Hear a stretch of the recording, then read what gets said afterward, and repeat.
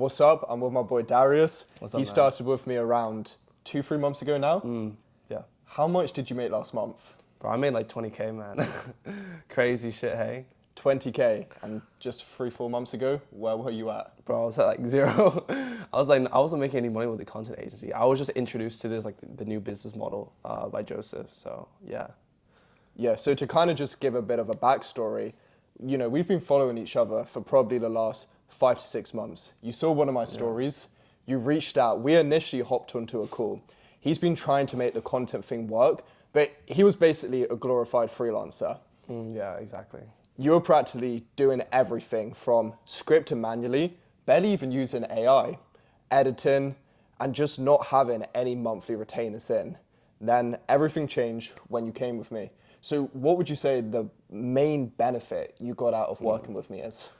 I think a lot of people, when they sell some sort of content agency offer, it's very like, or even personal branding or content offer, it's just very like, okay, here's how to create content. But they don't teach you the certain systems to be able to scale past 10K a month. Like, what I really like about your offer is like, you have a very like systemized approach to it. Like, you want to always like delegate everything, and you want to sort of give the person that's sort of in the content, that owns a content agency, more of their time back. That's something that I really value, because before I was just like editing my own videos, doing everything myself, had no team, didn't know how to hire people. I didn't know what the fuck was online jobs PH. Like I literally didn't know what that was. And then you introduce to how I can find employees, how I can train them up, what I can do to get them to do their function correctly.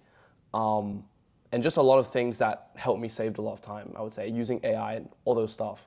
Yeah, exactly. That's great to hear. And why don't you quickly tell them what you've just been doing for the last week or week and a half? Where have you been? The last week I was in Miami. I was filming for people like Brez Scales, doing some work. I actually potentially signed a new client, this girl called Monray. And I've just been building out a lot of AI systems and SOPs and just delegating everything just so I can have my time back. That's really like the main focus here and what I'm trying to like get at right now. Yeah, because I remember when we first came together, you were coming to me with tons of limiting beliefs. When you know, we were really looking over your current freelancing business and how you were doing everything. And I was saying, this should be delegated. You should have back-end systems for this. You should hire editors from here. I remember you were saying, oh, I can't do that because the quality may not be as good as what I'm doing right now. What really just changed those beliefs to enable you to scale to 20K per month? It was just experience, man. Like, you just told me like, yo, just shut the fuck up. Just like listen to me. Just hire employees. And I'm like, okay. And I started doing it, and I was like, oh, these people can actually edit like not bad for like $20 a reel. Like, you know, holy shit. Like I even have one one editor that's, I train him up from like nothing. He's like doing my edits for like $10 a reel. Like that video that got 60,000 views of like the raw reality of hiring hiring editors as a content agency. That one did like 63K views. It got a lot of people in the space. I think this one. Yeah, That's insane. I think Aman's in the content agency space. He commented on that. I was like, yo, what the fuck, you know? So that was pretty funny. But there's people in my look. There's people in my niche just like watching it, man. Like a lot of content agency people, a lot of creative director people, a lot of editors now follow me from that video. So it also actually got some qualified people messaging me DM info as well. A lot of people have been DMing me info, like my word to sort of reach out to me. So yeah. Gotcha. And any other limiting beliefs? Because there was quite a few we had to uncover. It wasn't just necessarily on the delegation side, but it was more so on the pricing side. And okay, I'm actually worthy and knowledgeable enough to go ahead and charge someone 3.5K a month. Yeah, what like change things. I think I thought that I was charging too high. Like even charging 4.5K a month for 4 long forms and 12 reels, I felt like that was too. It was too much for the thing that I was giving them. But what you made me realize is that people are not paying for deliverables. People are paying for results. Exactly. And how you get them results is through whatever means, whether it be 12 reels, 20 reels, whatever, but they're paying for the result, and that's sort of the way that they can achieve the result, even though it's not a crazy deliverable. It's not like 100 YouTube videos every single week, but it's like what's necessary, or like what can be used to get them results. Exactly, because the main difference we were really speaking about was when you were more so pitching people, it was more so on vanity metrics, views, etc. But when we really shifted it to what business owners truly care about, which is money, nothing else really mattered. The volume of what you delivered, even how good the edits were. When we actually stepped back and were like, okay, you could spend 4 or 5 hours editing a short form video, but if it's not actually driving them the true outcome they desire, which is money, it's truly going to be for nothing. Yeah, I think a lot of the issues, what I realize is mainly just internal issues. It's like, for example, if I was if I was like judging an edit too much, then I would like reflect that, project that in my clients, and I would then so attract clients that value that. When I started to judge and criticize those edits too much, or when I was like, when I thought the price was too high, well, I would attract clients that would think that the price is too high as well. Exactly. Because when I would pitch it, I would not feel like it's worth the amount that it is. And they would feel that, and they would see like, oh, and then they would take advantage of my lack of certainty in myself. So it's like, as soon as I became, or I adopted of the beliefs of the ideal prospect that I wanted, everything changed when I did that, basically. Yeah, because we saw it firsthand. Yeah. I think within your first 2-3 weeks working with me, you signed Orlando, right? Yeah, I signed Orlando. How much was that for? That was like $3K a month. Yeah, like no editing costs at all. That's $3K a month managing the whole team. And then you went on to sign a few more clients, but what you were encountering was a lot of them just pushing back, being like, maybe do it this way. At first, you were kind of listening to everything they said, but over time, and this is the really important shift every agency owner needs, remember, they're paying you for your expertise, for your delivery. So of course, to some service level degree, what they want is important, but you actually know what's going to get them the results. Yeah, you need to not get bitched by your client. That's straight up. You need to not get bitched by your client. You need to be like the authority and put your foot down, saying, "Hey, like shut the fuck up. This is what we're gonna do." And you actually have to stand your ground. Like you can't. Yeah. Because if you let your clients bitch you around, you just get fucked, man. You just get fucked, bro. Like, as well, it made me realize that like clients that are just like brokey like prospects. It just made me like so like intolerant of their perspective of how much it should be. Like they're saying like, yo, I thought it would be like 2K a month. Like, how is it 2K a month? That's like so little. Exactly. You know, like I wouldn't, like before I was like, oh, 2K a month. Like I would like be happy with it, but when you really break it down with like, okay, I got to delegate X, Y, C. Yeah. What am I actually bringing home? It's not enough for you to give 100% effort to actually getting them results. And so when I would deal with these prospects that are paying low, or like they're not willing to fork out a lot, or they're only willing to do rev share and having me to upfront a lot of the work, I just look at them like complete retards. I'm like, why you expect me to do this for this amount? No, straight up no. I guess my standards have increased, you know, as I started to sign more clients, as I had people like fucking drop like 15K on me and stuff like that. Like I've met like real prospects that have actual money to spend on a content agency such as mine. It just opened my perspective to just not tolerate low retainers, straight up. Like someone says, oh, can we do it for like 1.5? No. Just straight up no. Yeah. Like no, I'm not gonna do it for 1.5. Are you out of your mind? And that's because of the belief system. Yeah. Once you start cracking the first 10K month, 20K month, you start realizing I'm actually truly abundant. Yeah. I'm very good at what I do, and I can get new clients. If a client who right now is paying me 3-4K a month, but they're constantly just on at me, they're not listening to my advice, meaning they're not getting results, I can let them go, and I know I have an abundance of more leads coming to me who I can sign with ease. I think the crazy thing is that I was actually always skilled enough for this. Yeah. But the only thing that was holding me back was the perception that I had about myself and how much I valued myself. Exactly. Which is the crazy thing, because I notice a lot of people are exceptionally talented, exceptionally skilled. They actually know what they're doing, and they actually like have skill and skin in the game.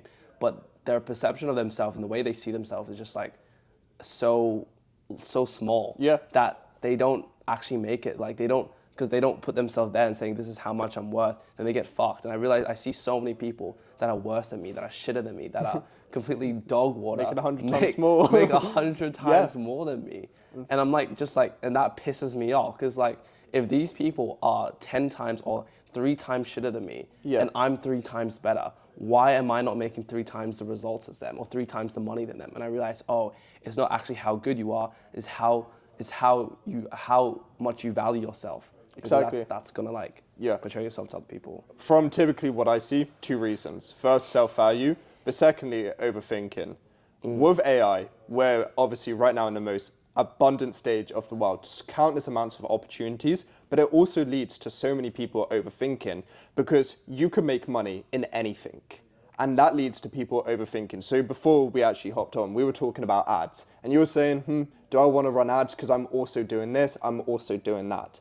And that's the main issue. People overthink things. You just need to understand what's going to take you to the next level and completely just take action on it. Of course, it may take a month and a half to generally see results, but that's going to take you to the next level because now you're sitting at around 20K per month. You actually have capital to start putting into ads, hiring out an acquisition team to get you to that 60K a mark, 100K a month. Yeah, mark. the first thing when I got money in, as soon as I got some more money in, I just hired like the assistant. Like I just hired these people because it just saved me time, bro. Like if I get money in, of course I can like spend it on stuff and just like buy like nice things. But I realized like what I value more right now since I'm like scaling is like I need my time back straight up. So I just hired like a quality control person, the operations person, like the same person basically, but just like helping me assign it to editors, quality control, messaging the editors, hitting them up. You know, that's one thing that's really saved me a lot. And the cool thing about it is, obviously, you still have those overheads, but over time, as we're further leaning into autonomous AI, we were saying your virtual assistant, quality control checker, we can get AI to autonomously check that, working for you 24/7, meaning you can pretty much delegate around 80 to 90% of your business, subpar the editing. So it's really the first time in history you can actually run an agency with 80, 90%, like never before could you actually do that. High profit margins, eh? Exactly. Yeah. And what I kind of want to add on, so I would say the main thing people initially struggle with when it comes to their agency is acquisition, you know, an abundance of ways to do it. Cold outbound, content, paid advertising. What is kind of your main driver at the moment? Of client acquisition? Yeah. I would say organic plus referrals. Okay. Those two, and existing prospects in the pipeline from like people that follow me from back home, people that have followed me ages ago, and new people that come through and see my content. Yeah. Yeah, that's what I would say. I mean, for what you're selling, content is the number one thing. I see it quite a lot. I'm not sure if you've seen it yourself. People selling content services, but they're not actually making content themselves. Yeah. It's like, how can you pitch to someone that's going to help you achieve X, Y, Z, but you're not even doing it? So you're living proof by someone coming to you through your content. It's the easiest sale in the world. Because you could say, how you came to me, I might exactly achieve it for you. Yeah, exactly. Yeah, cool. And how do you think you're going to further ramp it up? Paid ads? More Paid content? ads, more content, more like better content for my ICP. Yeah. I got some cool content lined up. I'm pretty excited. Wow. Yeah. Would you say out of every agency offer you've ever tried, a content agency's probably the best one at the moment? I would say it's well suited for me. Okay. Because ever since I was 10, I was always creating content. I was actually selling a coaching offer, helping dudes like with NoFap, right, and quit porn. And then I had an offer which I was helping people like entrepreneurs like make friends, like fucking cold approach and shit.